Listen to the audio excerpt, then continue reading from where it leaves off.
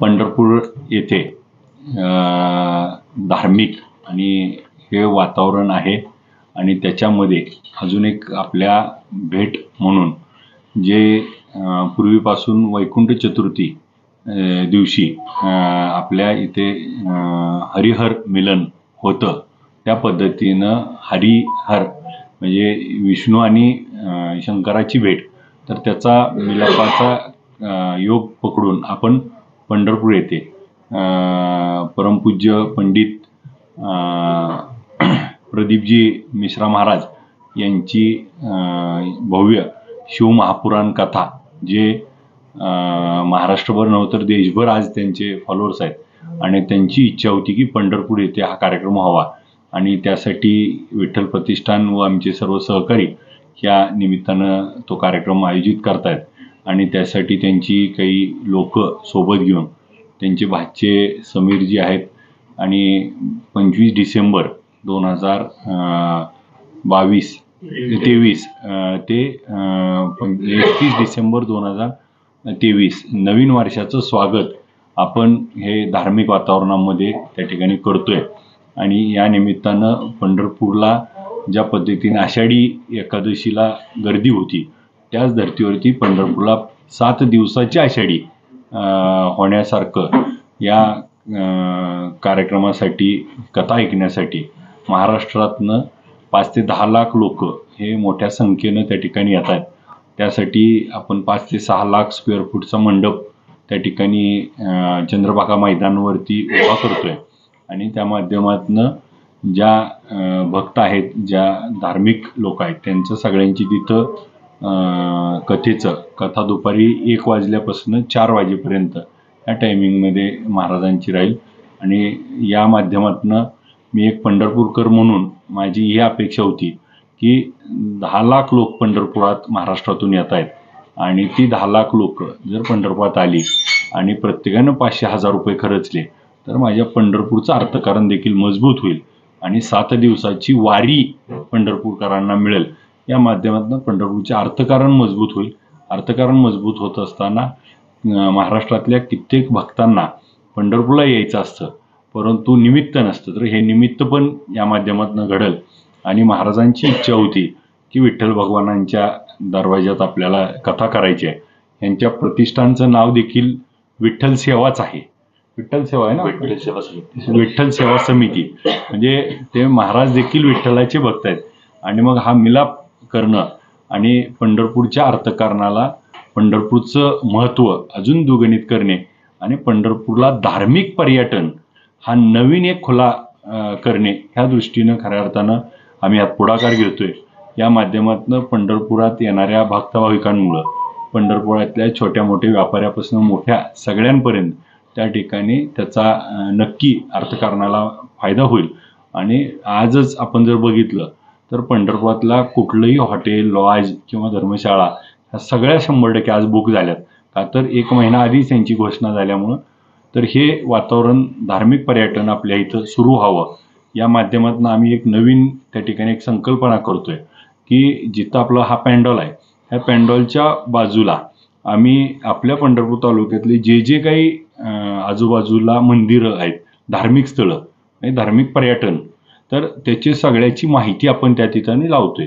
त्याचा फायदा असा आहे की नारायण चिंचोलीचं सूर्यनारायण मंदिर हे आपल्या भारतात 2च आहेत, परंतु ह्याची माहिती नसल्यामुळं पंढरपूरला आलेला भाविक फक्त पांडुरंगाला पाया पडून जातो, परंतु ती माहिती लावल्यामुळं तो त्या नारायण चिंचोलीचं मंदिरात दर्शनाला जाईल, मग देगावला संध्यावळी देवीला जाईल, विष्णुपदाला जाईल, गोपाळपूरला जाईल. मग जिथं जिथं आपल्या इथं आपल्या आजूबाजूला बघितलं तर हे खरं शंभू महादेवाचं हे करतोय, तर रांजणीला शंभू महादेवाचं मंदिर आहे, कोर्टीला महादेवाचं मंदिर आहे, आपल्या इथं गुरसाळ्याला आहे. आजूबाजूला जिथं जिथं आहेत त्या सगळ्या ह्याची माहिती आपण त्या ठिकाणी लावतोय. त्याच्या माध्यमातून आलेला भाविक हा फक्त पंढरपूर मर्यादित न राहता पंढरपूरच्या असलेल्या ग्रामीण भागाचं देखील पर्यटन वाढत, त्या ठिकाणी चिंचणीला प्रमोट करणं असेल, आजूबाजूच्या सगळ्या बाजूला त्या ठिकाणी सगळ्याची ॲडव्हर्टाइजमेंट केल्यामुळं त्या माध्यमातून ह्या धार्मिक स्थळाची ओळख निर्माण होईल आणि मग खऱ्या अर्थानं पंढरपूरला धार्मिक पर्यटन हा नवा पर्याय खुला करावा, अशा ह्याच्यातून ही संकल्पना आम्ही आणतोय. आणि आपण सगळेजण पंढरपूरवासीय यासाठी तयार व्हावं आणि जसं आपण वारीच्या आधी आपलं सगळं मटेरियल भरतो तसं आपण त्या पद्धतीनं पंढरपूरवासीय तयार व्हावं आणि जेणेकरून आलेल्या भाविकांचं मोठ्या मनानं स्वागत करू आणि या भाविकांना त्या ठिकाणी 7 दिवस या आलेल्या भाविकांची पेंडॉलमध्ये राहण्याची सोय आहे आणि त्याची सगळ्यांची जेवणाची सोय माननीय खासदार बंडू जाधवसाहेब परभणी यांनी त्या ठिकाणी स्वीकारली आणि या सगळ्यांना अन्नदान हे ते करणार आहेत आणि त्यांच्यामुळंच ही सेवा करण्याची मला संधी मिळाली. त्यांच्यामुळं महाराजांचे भाचे आणि महाराज हे सगळेजण त्या ठिकाणी येत आहेत. महाराजांना Y+ सेवा आहे आणि त्यांना खूप मोठी मोठी लोक त्या ठिकाणी फॉलो करतात. त्यामुळं त्यांना भेटीला ते देखील येतील.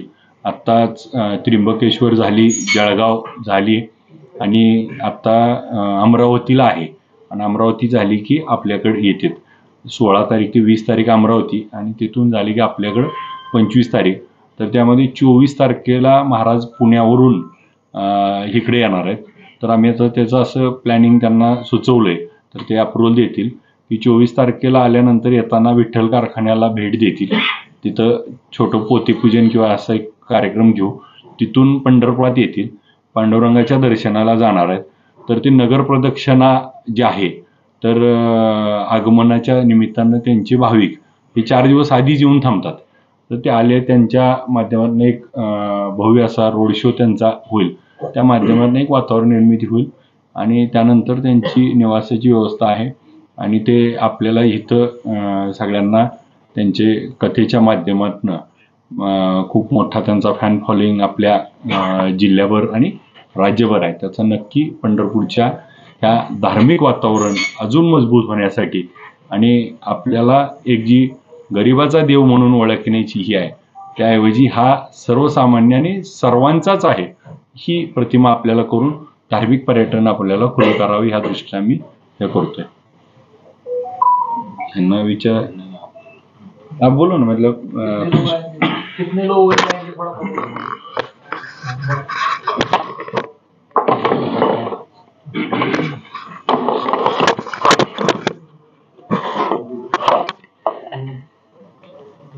भव्य सीमा पुराण कथा पंढरपुर में आयोजित होने जा रही है, जिसका हमारी विठल सेवा समिति सीओ ने निर्णय लिया था कि पंढरपुर में हमारी समिति की कथा होना चाहिए, जिसके लिए हमने अभिजीत पाटिल एवं जादव जी जो हमारे सांसद जी उन दोनों से हमने बात करी कि यहाँ पे एक कथा आयोजित होने जा रही है जिसमें लगभग 5 से 10 लाख लोग आने की संभावना है और उम्मीद करते हैं कि जो अमरावती कथा होगी 16 से 20 तो 20 को वहीं से भक्तों डायरेक्ट हमारे पंढरपुर पधारेंगे, जिनके लिए हम पहले से रहने की व्यवस्था, भोजन व्यवस्था सब चीज़ यहाँ तैयार रखेंगे.